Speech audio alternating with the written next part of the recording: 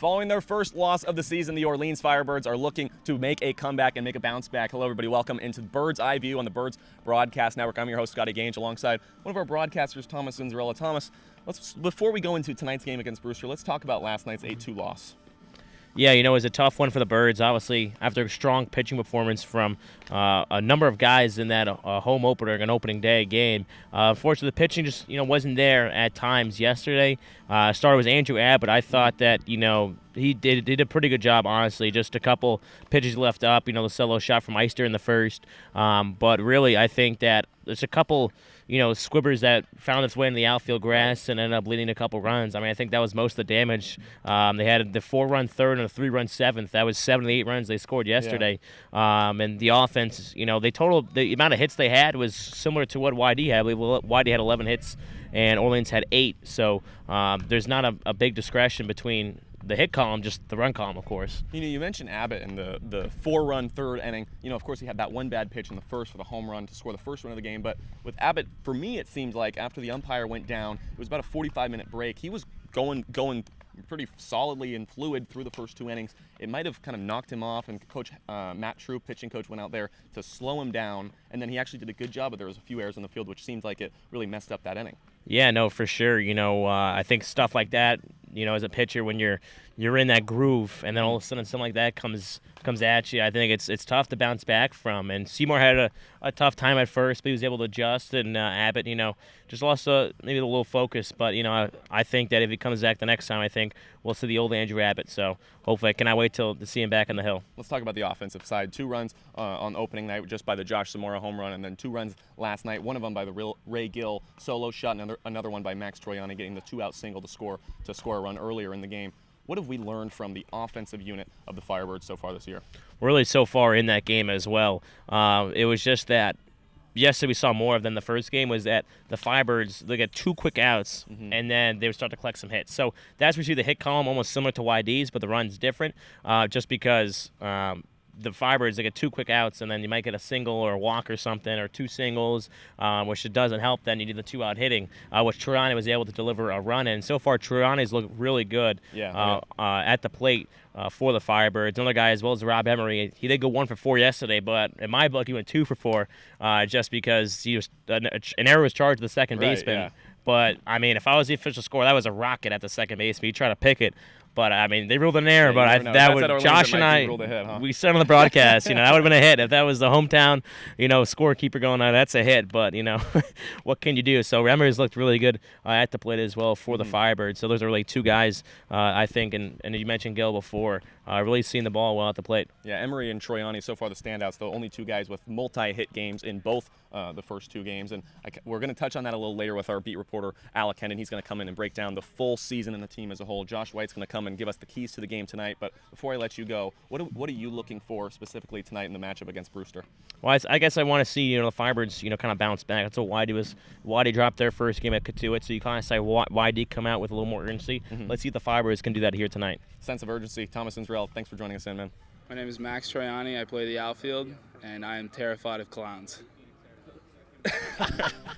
Welcome back into the Bird's Eye View pregame show on the Birds Broadcast Network. I'm your host, Scotty Gange, alongside the so far DH for the Firebirds, Mr. Max Troiani. Max, first off, thanks for hanging out here before the game. Thanks for having me. Yes, sir. I know you've been kind of on a tear lately. You had 2 hits yesterday, 1 hit on Monday. How you feeling with these wood bats?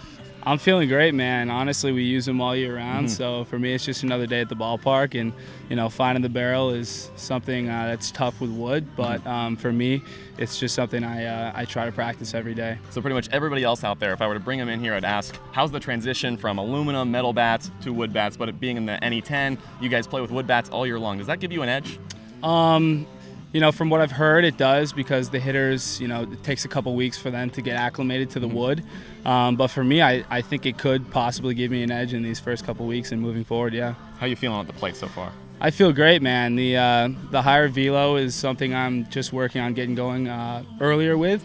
But for me, the movement has been a little tough, but we're going to get after it and get in the cages to work on that. So you talk about the higher velo, obviously pitchers from across the country and kind of top tier schools maybe you haven't played in years past. But for you, what have you learned about yourself as a hitter? Yeah, it's a good question.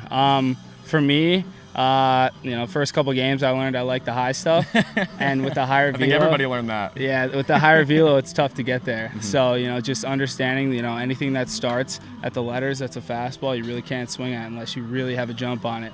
And also, I like the low and in pitch. So hopefully we keep on smashing that ball. You spent about a week here in Orleans on the Cape. How's the vibe treating you and everything like that? The vibe is amazing, man. This is a life like no other. I came from Boston and the corporate culture the past 2 weeks, so coming out here is a little vacation for me, so I'm just happy to be here, man. Looking forward, what are you trying to improve on this summer? Honestly, I'm just trying to improve on my base stealing, to be honest. With better pickoff moves here, I feel like I can get some more quality jumps and attempts.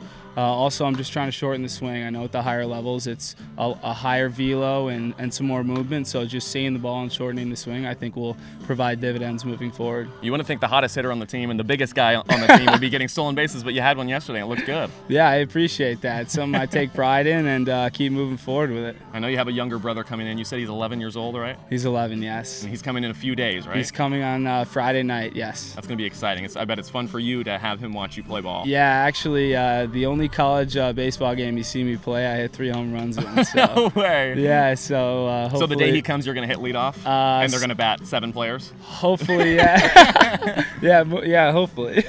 Tonight, anything we're looking forward to, or if you're trying to work on one thing tonight? So we're facing a guy from Alabama, a right-hander, big dude. So once again, just trying to shorten up, find the barrel, and hope the ball goes in play and fast. Most important question for you: are you having fun? I'm having a blast, man. This is once again a life like no other. Yes, sir. You said it. You can see it out there. You're smiling the entire game, so it's fun for me to watch. Being one of the viewers here, it's fun for me to watch you play, man. That's great. I appreciate you guys too, and you're doing a great job. So keep it up. Oh, thank you. Well, thank you for joining us in here, Max Troiani. He's in the 3 spot today. We're looking for a big game from you, man. Thanks so much. Appreciate you. Appreciate it. Coming up next here on Bird's Eye View, our conversation with beat reporter Alec Henden and broadcaster Josh White. Then it's time for some baseball here on the Birds Broadcast Network.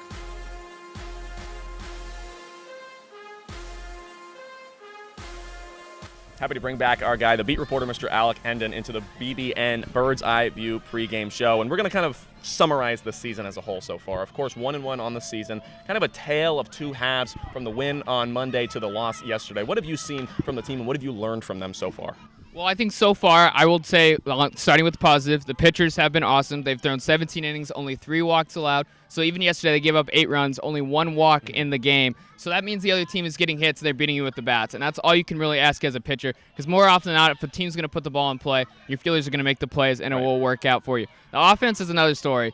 2 games, only 4 total runs scored. 3 of those runs, as you mentioned to me earlier, all have come from home runs. So they're going to really need to do a better job of building the bigger innings and starting early in the gaining in order to get runners on base and then eventually score some runs. Yeah, the 2-run home run by Josh Zamora on Monday and the solo shot by Ray Gill yesterday in their 8-2 loss.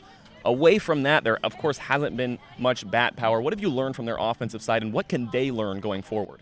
I think the one thing yesterday that stood out to me was they struck out 15 times as a team. So that's 5 innings worth of strikeouts, and that's just not going to get it done. You need to be able to put the ball in play more productively. I know a lot of strikeouts have become somewhat sexy in the game of baseball now. It's because you want to work counts and wear pitchers down. Right. But you got to also be able to cash in on those long at-bats by getting base hits or getting on base in various different ways. So cutting down on the strikeouts, getting more action at the plate would also go a long way to helping the Firebirds get back in the offensive swing. Yeah, you mentioned the offensive swing you just touched on and working the count, and you think it's especially a much bigger thing here because it's a wood bat league. A lot of these guys are coming from their college ball playing the aluminum style, so it's being the wood bat league. You think that is the reason why there's maybe more strikeouts?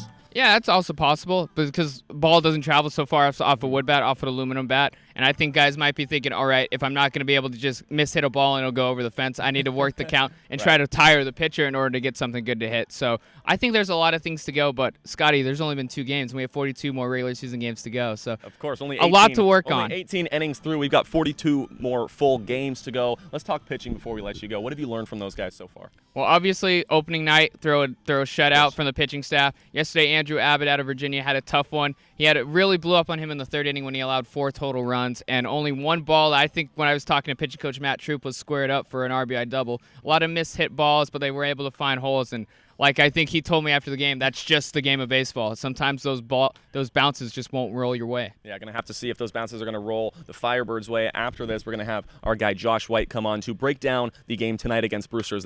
That's where we are right now. But Alec, thanks so much for kind of the summary of the season and closing the book on it. We've got a big game tonight, huh? Thanks for having me, Scotty. Of course, yes, sir. Hi, my name is Zach Acosta. I play outfield, and you're watching the Birds Broadcast Network.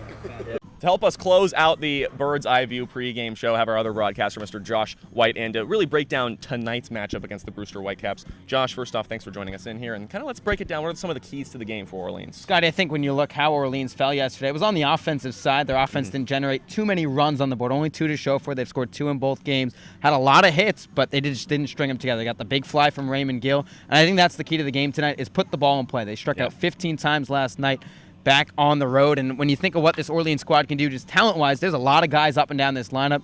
We start with Gill in the heart of the lineup. He's moved up to the 4th spot today out of Miami. Josh Zamora had a solo fly, a 2-run shot, I beg your pardon, in that first game. He was great, too. He can handle the bat. Zach Kokoska, another guy in the heart of that lineup that if those guys can get going, put the ball in play, I think this Orleans could come out on top. Yeah, it's kind of the storyline of yesterday in the 15 strikeouts. That's 5 full innings of strikeouts, not even putting the ball in play. Can't really win a ball game or at least put up runs when you're doing that. But let's talk about Cole Wilcox, the pitcher tonight, the talented freshman out of Georgia, pitching tonight for the Firebirds. What do you know about him? Yeah, we haven't seen him obviously yet, just the 3rd game in, but he's a hard-throwing freshman, right-hander from Georgia, like you mentioned. Highly touted kid out of high school. This is a guy that potentially could have been drafted coming out of high school, elected to honor his commitment with the Bulldogs, and I'm sure he's going to be fired up making his first Cape Cod League start, going up another guy in the SEC. Yeah, we're not going to see much of Cole Wilcox this year. He's actually a Team USA guy, so by the end of the month, he'll be gone. I got to talk to Lee and Sandy Wilcox on opening day. That was during our broadcast. They were telling me all about how he's traveled around the country doing perfect game showcases, stuff like that, but they are so happy that he's here